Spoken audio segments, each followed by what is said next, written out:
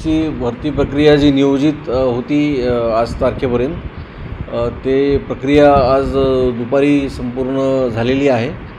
यामध्ये जे कोणी विद्यार्थी कॅन्डिडेट्स जे गैरहजर होते किंवा ज्यांनी डेट वाढवून मागितली होती त्यांनासुद्धा डेट देण्यात आली होती आणि आज त्यांची परीक्षा घेण्यात आली।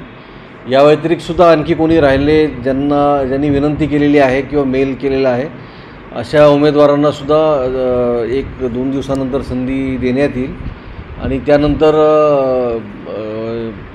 लेखी परीक्षा जी आहे ही या संडेपर्यंत या म्हणजे रविवारपर्यंत घेण्याचं नियोजन करण्यात येत आहे।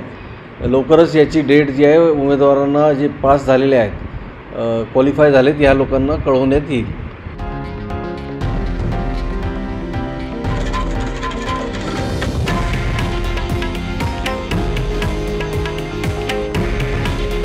हे आहे देशातील नंबर 1 न्यूज नेटवर्क आणि आपण पाहत आहात TV9 मराठी।